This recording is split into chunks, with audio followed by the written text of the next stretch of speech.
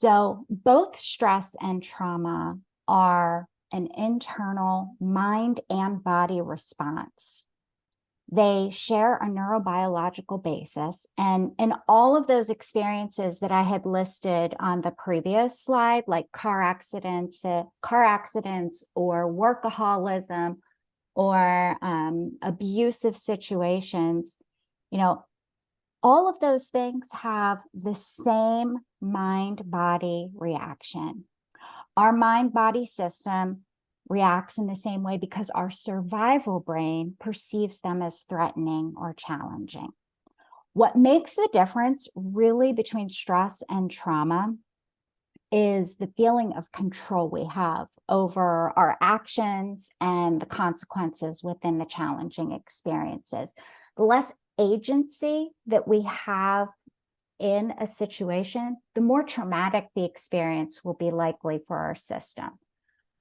So the more that we feel we are powerless and helpless or lacking control, the more traumatic that experience is going to register for us.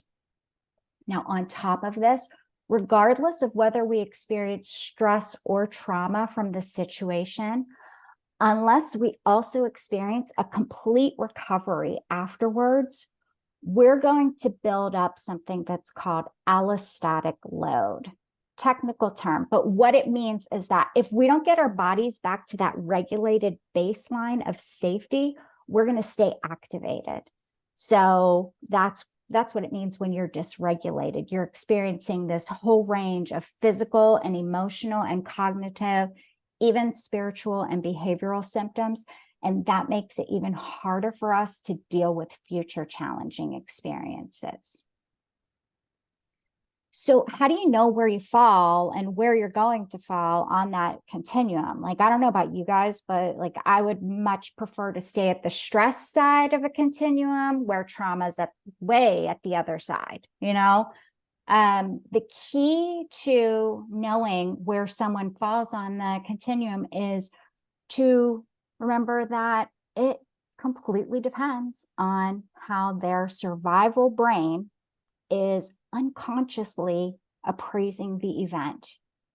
So the survival brain's job is called neuroception. And what that means is that you're constantly searching for danger and looking for what's next, what's coming your way. So when you are thinking about this,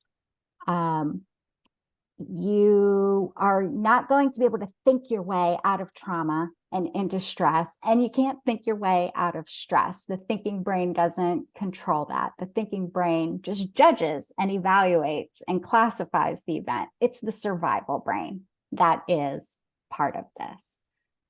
So what's interesting is that because of the survival brain unconsciously appraising the event, this actually explains why two people in identical car accidents have two different responses.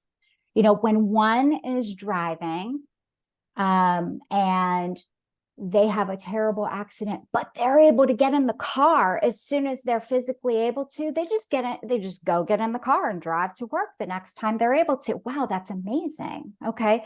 Doesn't seem like a very traumatic response, even though it was clearly a traumatic experience. And then the other one, maybe they don't even ever want to get in a car again, let alone drive a vehicle. So what's interesting is that this example of one person ready to drive and one person avoiding the car gives us a couple of examples of different things that I've mentioned. So first, it's that one person's survival brain perceived that they had complete control. They knew that they had some power in the situation. The other one didn't. Or it could also be that the person that was able to drive again had really gotten back to that regulated, safe baseline. So when they looked at the car, it wasn't this big, huge thing that they were already afraid of. So either way, the car accident example is a big one. We're going to come back to it.